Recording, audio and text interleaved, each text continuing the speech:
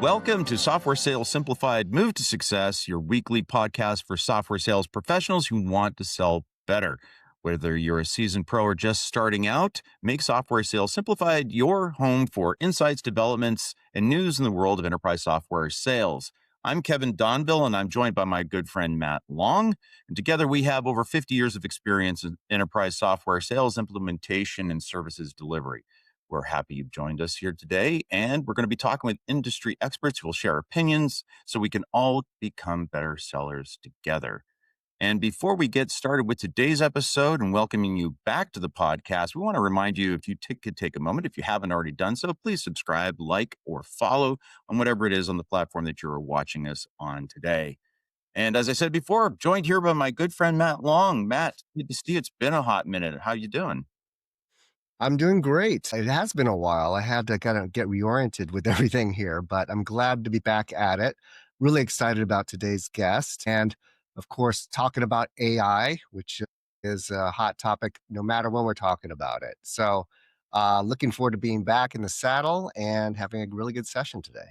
Yeah, me too. It's a topic that I'm very interested in. We've had a couple of conversations about this last season, but looking very forward to having a chat with our expert today. But before I start, Matt, have you been running into AI chatbots when, it's Christmas season? We're both shopping online for our families. Are you running into AI chatbots as often as I am? What are your thoughts on those?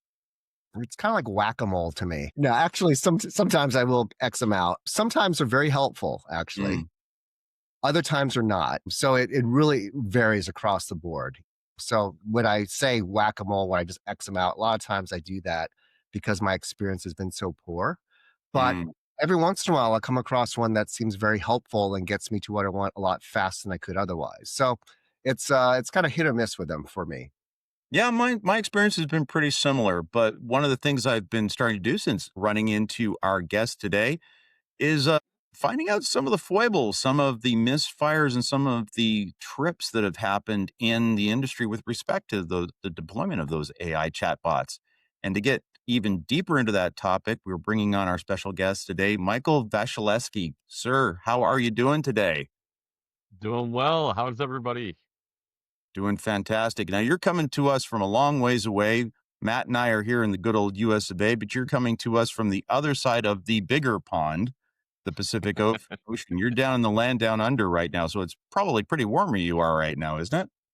It is. It's a nice balmy 37 degrees, and I realize for the people where I'm from in Jersey, that's freezing, but Celsius, folks, Celsius. So nice and over 90. So I'm looking forward to maybe the beach this weekend. I was going to say Despite it being 37. Is that Christmas the time. temperature of the sun or something? 37? I have no idea. Well, it's interesting. It's 37 on both sides, right? It's 37 back in Jersey and 37 where you are now. Exactly. But Exactly. very different experience of those two 37s.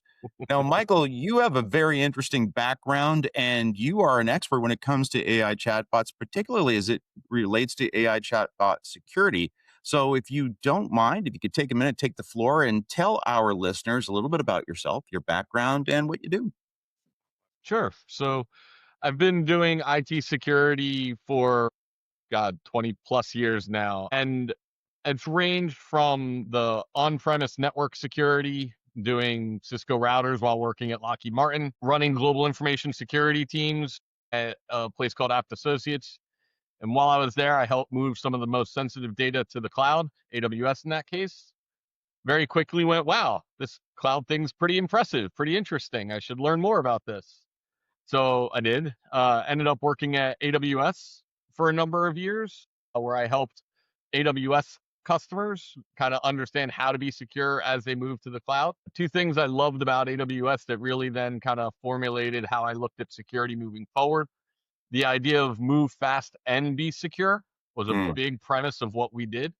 And I really bought into the idea of it doesn't have to be one or the other. The other being, really having that positive messaging around security. For those who have ever gone to an AWS event, you might have seen, if you went to a security thing, the Optimism Otter. That Mm. was a friend of mine down here, down under, come up with this idea. And it was really this great mascot of just the idea that, look, security should be helping people, not just saying no all the time. While doing that, I ended up looking to get out of the US for a while, and I went over to Capgemini. where I ran their global cloud security portfolio and strategy while living in Paris. And that was a couple years ago when maybe you guys heard of ChatGPT. It kind of blew up a couple years ago Yeah. to very few people's expectations. But Capgemini had actually already been doing GenAI for their customers for a number of years at that point, but they needed somebody to take over the GenAI security side. So I ended up Mm, running that portfolio and strategy, bringing together across a number of different teams.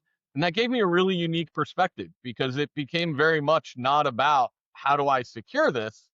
It very much became about how do I enable our clients and the customers using GenAI to achieve real business outcomes, real business objectives while being secure. It really helped blend that AWS perspective to the business outcome perspective that you mm, see in a lot of the consultancies. After doing that for a while, I realized that Capgemini was great, really client focused on the outcomes, but at the time they weren't trying to build the products, and there was a big gap in how people were approaching Gen AI security. mm, And I thought there was an opportunity to really look at blending that technology security perspective and the business outcome security perspective. And so that's what I've been working on for the past year or so, is really helping my customers achieve that balance to ensure that what they're putting out, all those chatbots that Matt is Xing out, or Kevin, you're finding you're tripping over sometimes, are both useful and actually helping, their customers achieve what they're trying to achieve, while at the same time keeping that security. When you're not necessarily just doing technology, you're really taking that human intuition, that human thinking, and trying to put it into that customer facing chatbot. So that's an interesting point there, right? I mean, a lot of folks were experiencing the AI chatbots. They probably don't realize that for the organization that's putting those tools out there, there can be some intrinsic inherent risks associated with that, right? What are some of the risks that those organizations might be facing by virtue of them putting those AI chatbots out there? If you look at Gen AI security in general, you can break it into a couple different categories. You've got the internal security and external security, and then you kind of have the technical security and the usage security. Mm, And what I mean by that last piece is you have people trying to use this technology in ways that maybe you didn't anticipate. So the first thing I would say that a lot of people don't really recognize is there's an ignorance both on the security side and on the teams using it side, where you don't know what you're putting in as an organization. And then you don't necessarily always know what that back end, the receiving, the LLM, the company that owns or is training the LLM, is doing with it. I think IT is relatively cyclical, right? If mm, you've been in this industry for a while, we see the trends going around in circles. And I look at kind of early cloud days where people were diving in full force, innovating, coming up with new things, but they might have been making some mistakes early on, as I'm sure we can all attest. sure. Oh, yeah, definitely. So, what really helped was setting up that initial governance, because that got rid of the ignorance. It helped people kind of see what was going on. And so that's really the first problem in the market is people know to put governance in place, but they don't know how. They don't know if it's worth it. They have the technical people kind of implementing and trying things, and getting your hands and your head around what exactly is happening is kind of that first problem. Yeah, just a quick question, maybe to level set a little bit. But, when I think of chatbots on a site, a retail site or whatever, right? It's like they're there to answer questions, to hopefully not divert calls from an actual person, right? Answer things in mass. So sometimes, I think the first iterations of them were around kind of like, what are your store hours? What do you have in stock? Do you have this in my size? What else is kind of like this? I think the questions were very kind of rudimentary, but are getting more sophisticated. I think that's been kind of the push, right? On the retailer side, or the person running the site, is to get as much information there as possible to answer a whole host of questions that you may not anticipate. What's generally their approach when they're trying to think about what they're going to put in that model, what it's supposed to answer? Are they looking at just customer service records or chat records from before? What does that process look like that gets us to this point? Sure. So I'll say I've seen two processes, and each one has pluses and minuses. The first process is the technology-driven process. The board is asking the CEO how they're using GenAI. The CEO turns to their tech people and says, "How are we using GenAI?" And all of a sudden, somebody starts building GenAI. Right? Right. It's real. Let's not deny the reality. And in that case, yes, you see a lot of I'm going to throw everything into this that I can, and this way it'll be the most powerful and most usable thing. Problem with that is you don't necessarily know what else can happen, right? Mm. I'll give you an example. So last year at Google Next, they demonstrated their chatbots and the value of it. And in demonstrating it, they showed the end to end. Okay, so we have our inventory system, and it puts all the data into this RAG accessible database. And then we have this chatbot, and it goes here. And then the customer is access to chatbot. And at no point did they talk about the security or the fact that you just opened your entire inventory system to a front end chatbot without necessarily putting proper segmentation in place. And that's the technology driven. It's like, I will throw everything there. I will give my customers access to do amazing things, but I don't necessarily know what else they can do. The second model is much slower, but much more deliberate. And this is something that I think some of the more advanced companies, or I won't say advanced, some of the more methodical companies are doing. Mm-hmm. And it's, all right, I want to replace a customer service chatbot. Because Matt, you hit it on the head, right? The idea here is how can I reduce my support costs, the number of touch points with people that can be expensive, and augment it with technology. So let me look at my support tickets. What are the top 50 support categories that I'm hitting? Can I replace category 1 with a chatbot? Can I replace category 2, 3? If you think back again, cyclical here, when we did password automation, back in the day, that was the number one call support. I need to reset my password. Great. If I can automate that, I can reduce my support costs by 20% or whatever. Mm. Same process. What are most of my support agents talking about? Returns. Fantastic. How do I automate returns? And so that methodical approach now means that I'm using less data. I'm using less of that kind of throw everything at the technology mentality. So I have now less surface area from a security standpoint, but my customers are now going to be asking questions that I'm not prepared to answer, and the system might not know how to answer. And so the customer experience now might suffer, or the Mm. customer might find ways to get the answer that you weren't expecting them to find.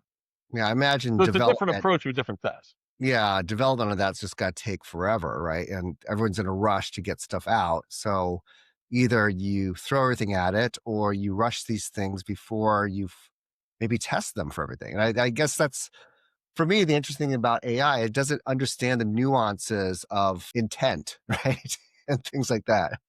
It takes it kind of literally in terms of what you're asking, but it doesn't really, it's not like a person where you can kind of ask around and almost like social engineer the chatbot, right? Or something like that.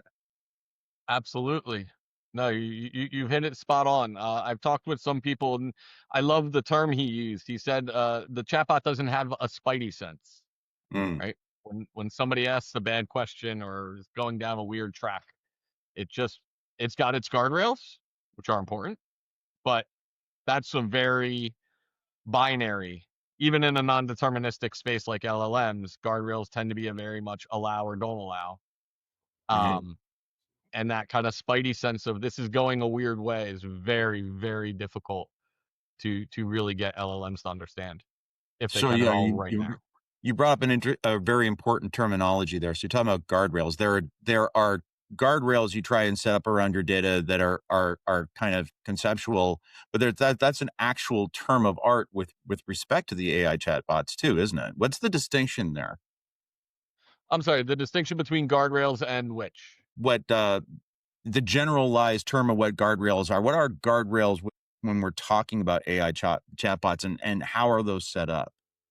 Sure. Okay. So guardrails in the generalized sense is the concept of I want to keep my technology working within a specific blast radius, right? Hmm. I've got the exact thing that I expect it to do, but I'm going to allow deviation from that exact specification to a certain degree. That in a general sense. So in the cloud security sense, the idea was guardrails, not gates. Rather than blocking everything, I give people a wide berth, let them do, but I keep monitoring. Concept of a guardrail. In an LLM, however, as you mentioned, guardrails is a specific term of art. And what a guardrail is to an LLM is it is a specific set of instructions that tell the chatbot, the LLM, the image generator, whatever that might be, specific behaviors that it can and cannot do, often cannot do. So, for example, you might say as a guardrail, you are not allowed to talk about anything that involves explosives. For an image generator, you are not allowed to generate anything that would be considered pornographic. And here is a long definition of what pornographic means, because that's relative to different cultures and people. And unless you're, what was it, a Texas senator who knows it when he sees it, LLMs don't. So you have to be very specific in those guardrails. Depending on the implementation, and this is where things get fun for organizations, in many cases, you implement those guardrails inside your large language model. The problem with that is often then, as you need to increase your guardrails, you have to retrain your model, or you have to do more tuning to make sure that those guardrails are working. This can get very expensive. In other places, just as an example, Amazon and AWS with Bedrock, the guardrails sit outside of the LLM. So it's checking the inbound and the outbound. The problem here is, in one case, you're treating it as a black box where you don't know what's going on. You might have 5 internal models doing a bunch of adversarial checking. In that case, you'd have to retrain. But if you treat it as that kind of like, I know everything, you can embed those at each stage and really make sure that you're being secure as things go through. Agentic, because as you said, you can't escape GenAI. You can't escape GenAI or agentic concepts today. Agentic architectures will also have a big impact here, because the question will be, where do I implement my guardrails? If you look at government work in the long since past, you might have heard the term defense in depth, right? Do I put guardrails at every single step of my process in an agentic workflow? Zero trust, right? Do I trust things that come down? These aren't really perfectly defined yet. I bet if you ask 5 people, you'll get 5 answers. But as a security person who's done zero trust for a couple of years now, I think you're going to see this exact story playing out over the next 18 months with where does this go and how do we implement these guardrails in that type of workflow. Can you quickly just describe for some of our listeners or viewers who aren't that familiar with what agentic versus generative is, just at a very high level, just kind of so they can understand what we're talking about? Yeah, sorry. So That's all right. agentic in the concept of a workflow, I like to think of it, and for those of you who are deep in LLMs, feel free to yell at me later. But I like to think of it as the monolithic code versus a kind of function-based code, right? So in your traditional generative AI apps over the past 12 months, right? Traditional is not 5 years in standard technology terms. We're talking past 2 years. Right? You might have had one chatbot that did everything. And you had to program it all into there. In an agentic workflow or an agent-based workflow, technically 2 different things, but for the sake of argument, we're going to call them one for now. It's the idea of each agent serves a function. It's a tool. And so what you can do is you can have a front-end agent that interfaces with your customer. And then when they ask it, hey, we just been talking about inventories, right? Tell me if this store has this inventory. That tool, that agent doesn't know how to do that. Instead, it goes to another agent, and that agent then has the ability to find the inventory and check. And then that agent returns the result to the front end. And then that person goes, great, I want to buy that. Fantastic. I don't know how to do that, but I've got this other agent that's tied to a shopping cart. So I will pass that information to that agent. And so it's the idea of this function purpose-built tool-based kind of architecture. Now, again, if you're into the LLMs, yes, I know that's overly simplistic and not entirely accurate, but at a high level, I think it's a good way of understanding the difference. Yeah, I mean, that's really helpful. Thank you for going over that. So now that we understand a little bit about the structure and how these things and guardrails, and he could put them in to kind of prevent certain data leaks or access to things they're not supposed to access. What are some examples of, a malicious, usage of these chatbots or intent? Like what sort of things can you find out or you have to be aware of? Sure. So I think in the industry, we're still trying to define a standard taxonomy. So MITRE, if you're familiar with, the various security frameworks out there, maybe you've heard of MITRE and things like the CVE or different frameworks. MITRE actually has an AI security framework, Atlas, if I'm remembering correctly. A few others are coming up with some too. And these are all the various ways that I can attack the technology. Mm. So maybe you're familiar with the term of jailbreaking, where, that's the ignore all previous instructions and do what I tell you because I said so. And so I bypass all those guardrails that we talked about, right? Prompt injection, where I am sending specially crafted prompts that get you to do something on the back end or provide more information because of the way I crafted the prompt. Those are the first things. I mean, as soon as Chat GPT came out and OpenAI really published, you were seeing these by the dozen every day. Then we got a little bit more sophisticated. It became kind of scope creep. So I asked one question. You tell me you're not allowed to talk about explosives. Fantastic. I don't want to talk about that. But let's talk about N80s and fireworks. Great. Yeah, no, I could talk about fireworks all day. Okay, well, now let's talk about quarter sticks. Well, okay, we did that. And then you work your way all the way up to AMFO, right? So you're slowly getting the chatbot to give more and more by starting with something safe. That was another way of attacking. So there's an entire taxonomy on these kind of technical attacks, and they're interesting.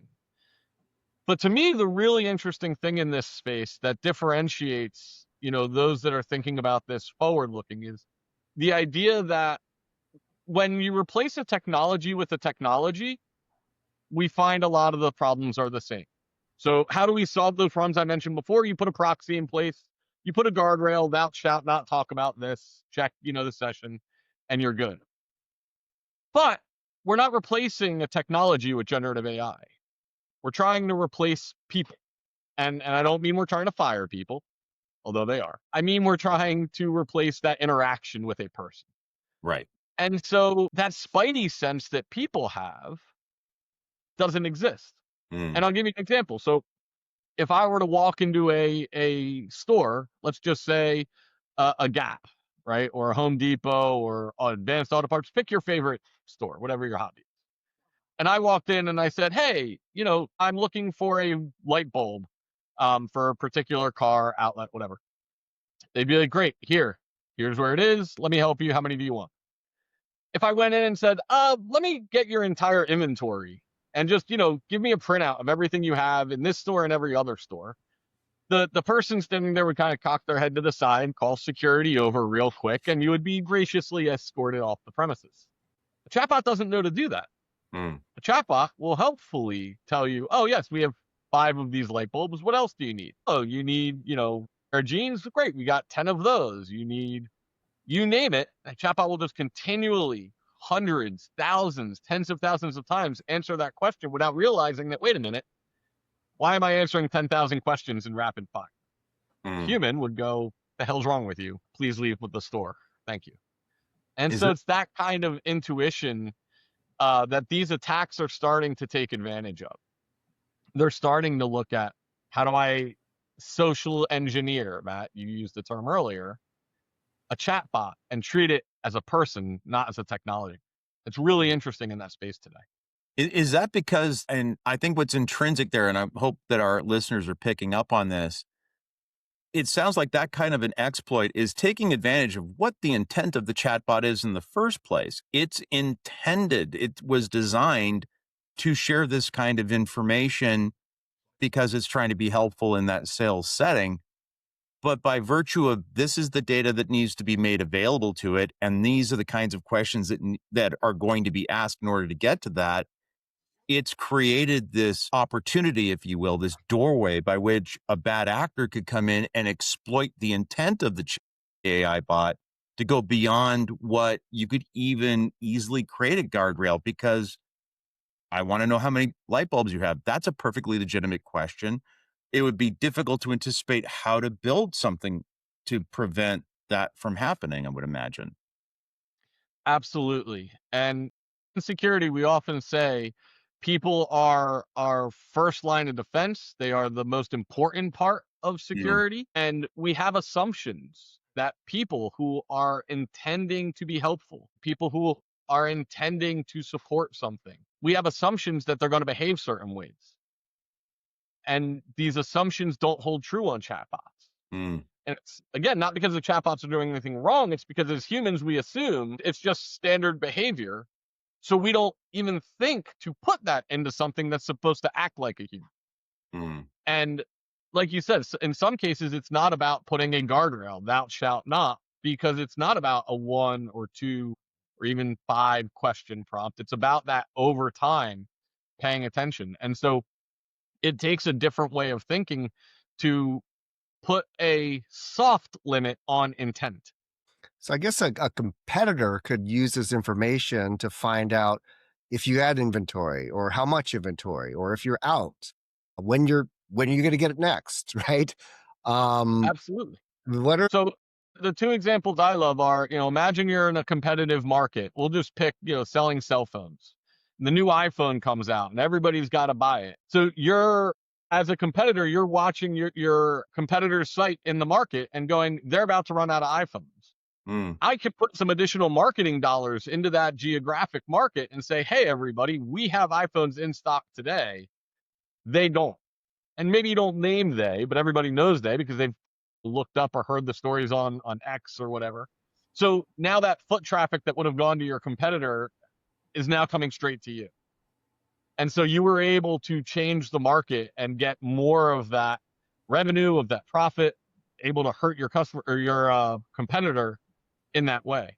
The other example to me is hedge funds have for years, right? Oh, they'll buy satellite imagery because the number of parking lots in a car tells you how good of a quarter you're having.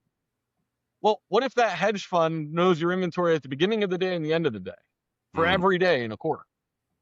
Now they understand what your sales are looking like. And, the way I like to say it, in that technology attacks we talked about earlier, where some kid is doing his calculus homework, right? Running differential equations costing you a couple $1,000s. Yeah, your director of operations does not like that. But when that hedge fund knows that you're going to miss your quarterly numbers and shorts your stock, your Mm. market cap goes down by 5%. Your CEO, your board of directors is absolutely livid. And that's the more important risk. That's what you really need to be spending the money protecting. Excuse me. Because the technology risk, while it is valid and real, and you absolutely need to look at it and take care of it, that's not what's going to put you out of business 9 times out of 10. Seeing your inventory disappear, seeing your competition constantly beating you in the most important geographies, seeing hedge funds shorting your stock, that's going to change your executive team very quickly. So there's a considerable amount of business risk then involved with potentially these AI chatbots being deployed without some sort of due diligence and checks and balances in place. I know there are tools out there that are beginning to explore this kind of thing. What's the biggest challenge, do you think, for an organization that's putting out those AI chatbots? Is it finding the right tool? Is it finding the right process? What should they be doing in order to go and prevent that kind of exposure that you just described? Sure. So again, I like leaning on the expertise of people who came before me. So mentioned how IT is cyclical. I mentioned how we learned a lot in cloud adoption. And I think we can take some of those lessons and apply them to Gen AI. So to me, the first step really is it starts with governance. And governance is not a security function, Mm, not solely a security function, right? You need finance, you need the business drivers, you need security, you need IT. So the first thing you should do is you should help set up a governance inside your organization to look at the use of and the objectives that you are trying to achieve.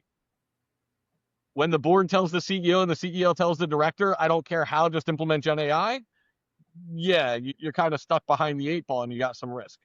But the best organizations that I've seen be most successful and get the highest return on investment for their Gen AI dollars, it starts with working backwards from a problem. mm, So start with governance, understand the problem you're trying to solve, and figure out what technology you need to do that. Then now you can start to apply the technology and understand the risks associated with each of those technologies. If my biggest sale, my biggest value on GenAI is an internal employee-facing GenAI bot that increases coding, we'll just use that one for an example right now, coding efficiency by 50%. My threat model is very different than I need a support chatbot that's going to do returns with customers live.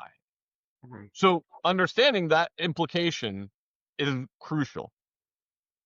So now you've got governance, you've got the finance people, you've got the people that are actually going to see the cost savings, and you got security looking at this as a team going, great, this is what we need to achieve. These are the risks associated with it. Now you look at it from a technology and a business perspective. And so you said some of the other tools out there today, they're doing great at those technology risks. But sometimes they're introducing business risks with it. Mm. So if you look at some of the tools out there today, a lot of them will say, we will sit between your customer and your technology, and we will evaluate every prompt as it comes through for you. And we will tell you, this is good, this is bad. We will block it before it ever gets to your system. That's fantastic. Except if you are familiar with DORA in Europe, right? And there are other regulations right now that are really focusing on resilience. You now have, let's say, a revenue generating chatbot that you have put a third party between them and you. So if that third party goes down, your revenue goes to zero unless you've got something in place.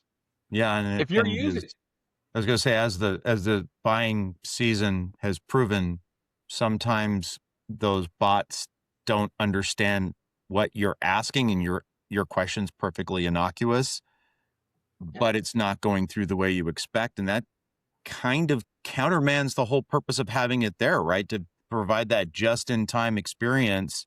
But if it's artificially slowing down, it's not giving you a good response in an orderly fashion, in an orderly time, or if it's blocking your perfectly innocent query with no right? good reason, that harms you in a different way, right? Because now why would I, as your customer, want to adopt that? Why would I want to use it?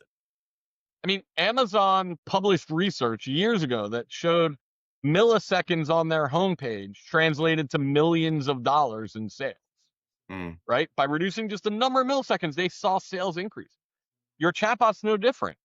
At some point, if it's too slow, people will abandon it. The statistics in retail alone are staggering, right? We've seen over 50% where over 90% of people can't find what they need the first time they start looking. And then we see increases of up to 50% in sales when the chatbot helps them find it the first time.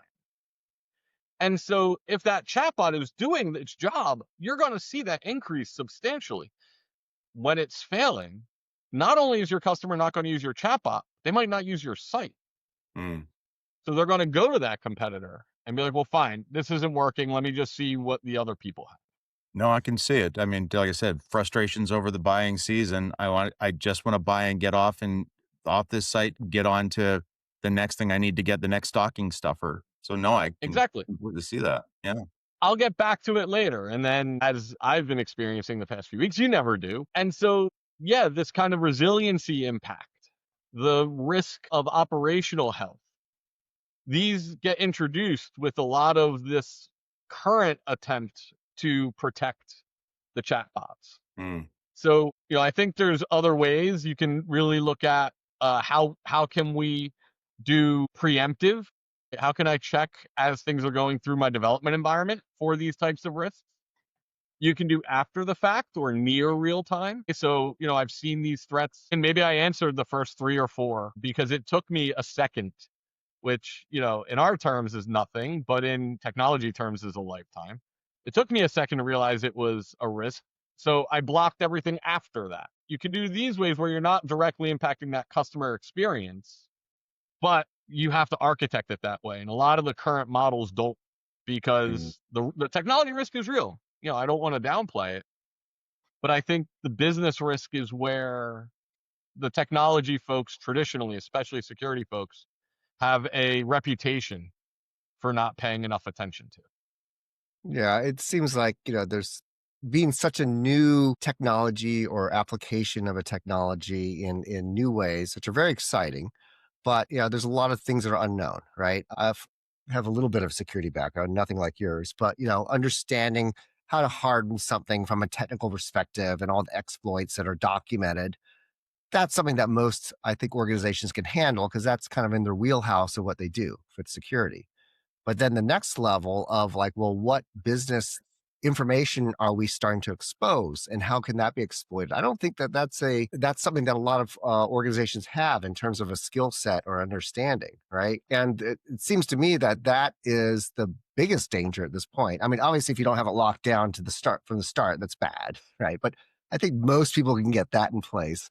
But then the next iteration of these things, exploiting it in ways that you never thought is really intriguing. Right? And I think what you're saying is this is kind of where your focus is. Is that right? It's like, Yeah, yeah, absolutely. So at my company, Generative Security, the way I look at it, you hit it on the head. Although I'll give a slight deviation. But when we look at technology, let's just take web security over the past 10 years. It's evolved, right? Between bot protection, web application firewalls, tons of different technologies that we've thrown at this over time.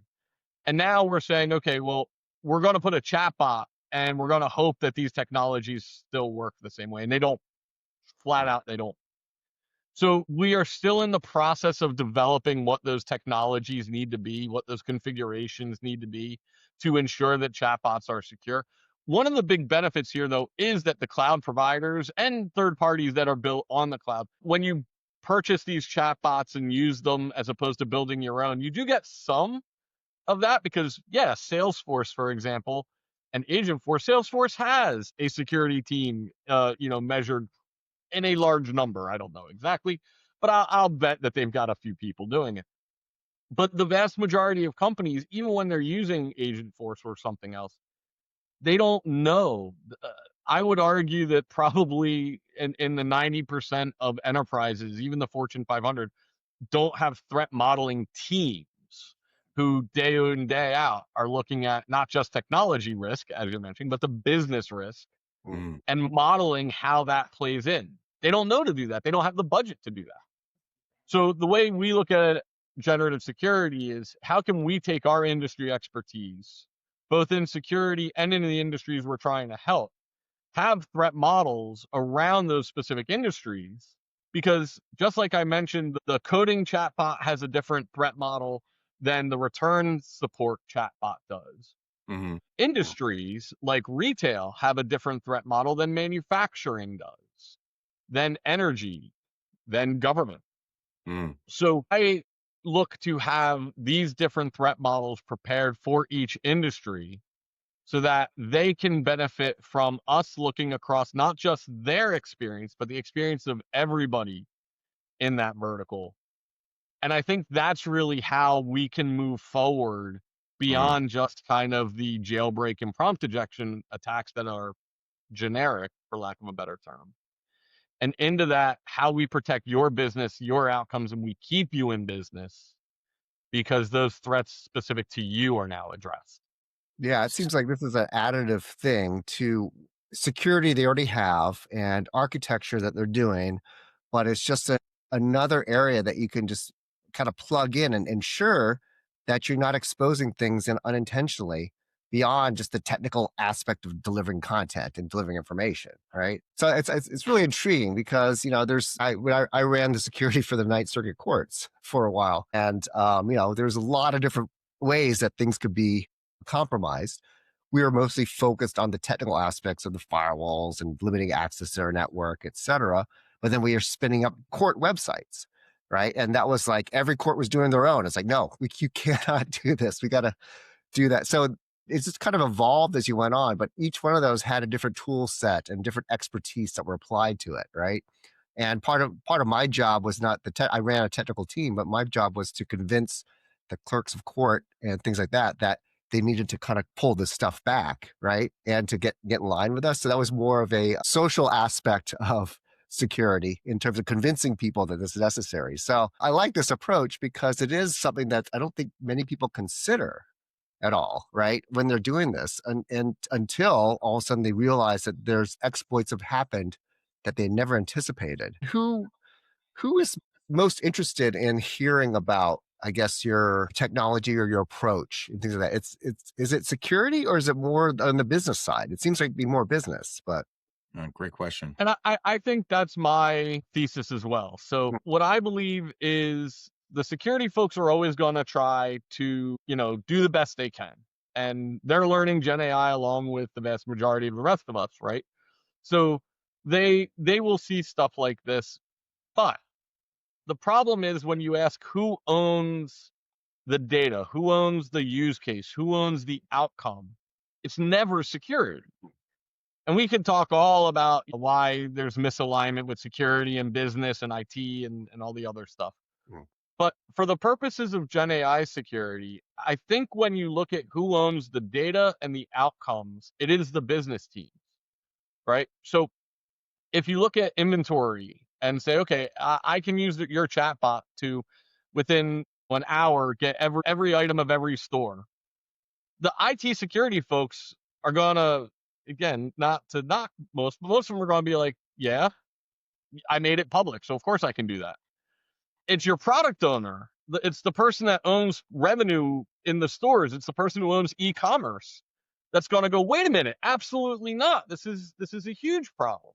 Right. And so I think really those business owners are the ones that understand the business risk that when you introduce this as, did you know, they understand that. I'll give you another example. Some companies might offer services, right? So let's say I'm a major retailer, but I also fix bicycles as part of my shop.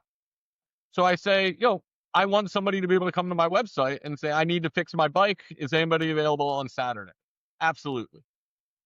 What happens when I go, okay, who's available? Well, you got Kevin, you got Matt, and you got Stephanie. Well, when is Stephanie available after 8 p.m. when nobody else is working to fix my bike? Everybody listening probably went, well, wait a minute, why? Ooh. No, I'm not going to answer Yeah, that question. there's a load in there. Yeah. But to a chatbot, it's just a math problem. Okay, well, I look when Stephanie's available, and I don't know that Stephanie shouldn't be alone at night working with somebody asking specifically about her. So that's physical security. That's employee security. IT security, they're not going to be jumping up and down for budget to fix that. Your physical security folks are absolutely going to go, oh, hell no. So I think that that's where, again, if you look at that governance that we talked about before, introducing that business risk. Hey, you are putting your employees at risk. Hey, there's a financial risk to the company if you are giving out market moving information before your quarter closes. The SEC tends to care about that. So now you've got a regulatory risk. And so your finance officer cares a lot now. So I do agree with you, Matt. I think really for me, when you look at these types of business risks and protecting them early on, the product teams, the data and AI owners, the e-commerce owners, the general security beyond IT, they're the ones that are going to stand up and go, let's talk more. Because they see I always forget the existential risk to the business, not just we got hacked, we had to pay for $20 a month of Equifax for everybody who already has it 5 times because all their data has been leaked by everybody else anyway. Michael, I've taken a look at your product a little bit, and I can now appreciate what you're saying a little bit better here with respect to, there's that governance conversation you talked about that needs to take place. That's not a quick one to have. And there's a lot of moving parts inside the organizations to have that. But more importantly, I think I understand now your approach is to run this against the environments before they even go live. So to try to prevent any of these potential exploits even getting out into the world. So you were talking about some of the things that some of the other tools earlier on in our conversation you're doing. Your approach then is to kind of automate that step of checking everything before it even gets out into the wild. Is that correct? That's correct. And sorry I didn't answer a question that you asked, Matt, in it of, when should people do this, right? It's the way we built the product and the way that we price it is intended so that as you are developing your chatbot before you go live, you should be able to automate this type of testing from day one. So as you're building these use cases, I know I want to enable people to be able to schedule a service. Mm. I want to allow returns. I want to allow people to check inventory. You can start building these use cases into your chatbots. And what Generative Security does with our GenRed LLM Security Analyzer is we have abuse cases, different ways that we would abuse the information that you want to share, and we tie those to your use cases. And so as you were developing these use cases, you can then automate the testing of the abuse cases and go, great, I enabled you to look at my inventory, but in doing so, I might have also cached the history of responses. Doing caching, it's less expensive technology-wise, so great, I did that. However, my LLM had access to it, and so now I saw all the historical information, and so I now know the supply chain information, and I just gave my competitors all the information of my delivery schedules, of when I get certain products in versus other products. And I didn't realize that I was giving all that out. So I was able to find that out before I ever went live. Oh, and by the way, in 2 months, Gemini 2.0 goes decommissioned. So I had to upgrade to Gemini 2.5. Well, guess what? Did you now reintroduce all of those risks? Mm. Did any of them come back? Did you introduce any new ones? You know what? Rather than having to threat model it all over again, I just run the test. So we really believe that getting out ahead of it, making it automated so that you can do it on the fly quickly every day if you need to, that's really the way forward. I mean, Matt, you were talking about, essentially red teaming, right? So the idea of I will try to attack the site. It's not just about that doing it once, right? In the best case scenario, you're doing this constantly. Mm. And so that's really what at Generative Security we see as the benefit of GenAI and our services. You could do that ahead of time and you can do it constantly and consistently. Yeah, it's funny. Kevin and I both sold kind of UX and customer experience tools on websites, right? And a lot of times we'd attack the checkout, right? Because like, oh, our website's great. We've got a whole team of people. We've tested it. It works. It's like pretty much within 5 minutes, I can go on the website and break something, right? And Of course. because like, they're like, why would anyone do that? It's like, I don't know. Do you know what everyone who comes to your website is going to be doing? It's like, no, you don't. That's why you need these tools to kind of help you out, right? To do all these types of things. I saw a comic, right? And it was, Coder develops a bar app. Somebody comes in, asks for a beer. Somebody orders -1 beers. Somebody orders 1,000,000 beers. A horse walks in and orders a beer. Everything passes. They go live. Customer walks in, asks where the bathroom is, and the bar blows up. Yeah. When I was at Apt Associates, I also ran the QA team for a period. I had a gentleman with me, Sofian Umsalam, brilliant guy. And he did a lot of this QA stuff. And he taught me about the importance of exactly what you're saying, Matt, right? It's like you have in your head an idea of how it's going to work. That has no bearing in reality on what people are going to do. Mm. And you have to be able to deal with that, or else your revenue generating chatbot goes down, or worse. So I guess if we were going to go and sum it up, the approach is it takes a little bit of expertise, but an ounce of prevention is worth a pound of cure with respect to what you're putting out there with your chatbots these days. Michael, I would love to Absolutely. keep going on and on about this because I find the whole AI space is fascinating to begin with, but the proliferation of AI chatbots, and it's great timing because it is the holidays and everybody's running into them on sites.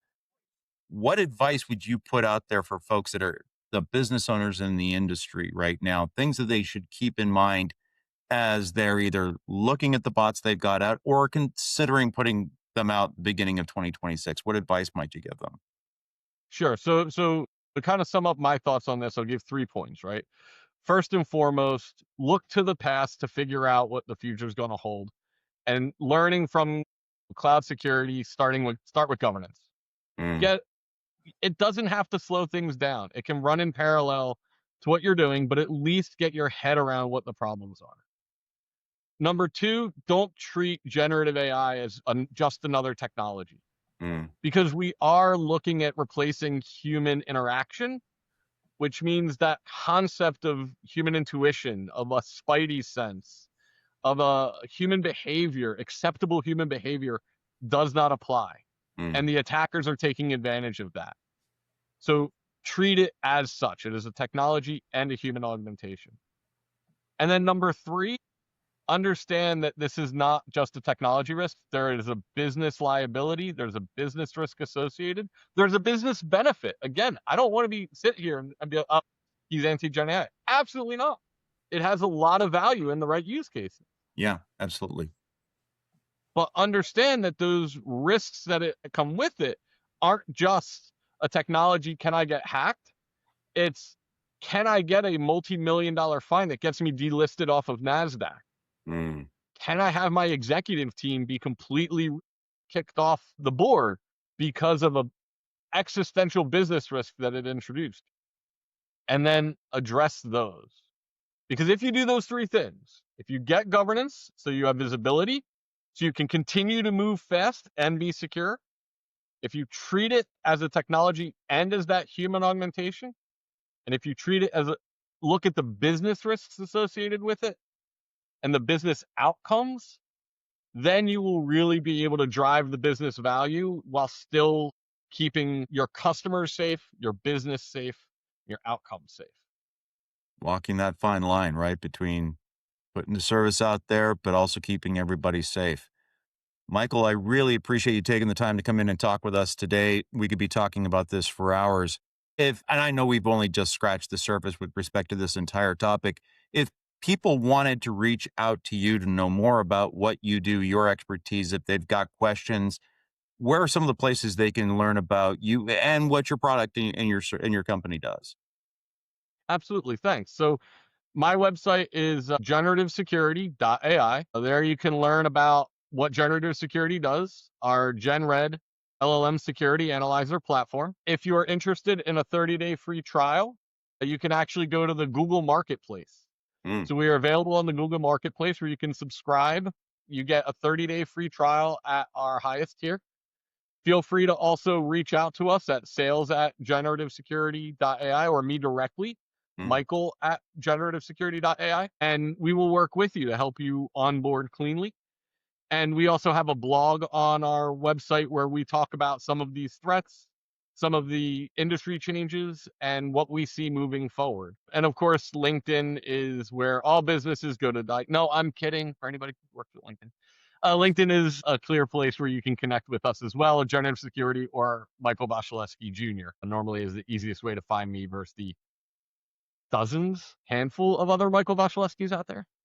Very good. Excellent. Well, I really appreciate you coming on board. We'll put all the links to that down in the description. So whatever platform you're listening to us on today, please feel free to take a look down in the episode descriptions. We'll put links where we can over to the stuff that Michael was just talking about. I absolutely appreciate you coming in. And I do agree it is a much bigger, it's not just a technology problem, Michael. I can see it's all about business governance, planning, and building a practice, which a lot of organizations are going to be struggling with as a result. Matt, before we go and wrap up our episode today, anything you wanted to go and add or ask Michael before we shut down? Yeah, I think, it's first off, it's a fascinating conversation. It's just stuff I've never really even thought about before. But as a seller or anyone in the enterprise software space, getting up to speed and understanding AI is critical for you to do your job. Even if you're not selling a tool that has AI, it's everywhere. Everyone's going to ask questions, and the more you can educate yourself with just conversations like this about what are some of the applications of it, what are some of the risks of it, helps educate all of us, whether you're a seller or just a consumer. So I would just want to thank you for a really interesting conversation. I really enjoyed it. Yeah, thank you guys. It's been a pleasure to be here. I appreciate the depth of the questions and clearly your experience brings a lot to knowing what both the past and the future will hold from it. So thank you. Absolutely. And thank you folks for coming and joining us and spending a little bit of your day here with Matt and Michael and I. We hope you enjoyed this conversation. Please leave a like, leave a comment, and let us know what other topics you might want to go and listen to in the future. But until then, thank you very much for coming in and watching Software Sales Simplified Move to Success. Hope to see you next time. Until then, take care.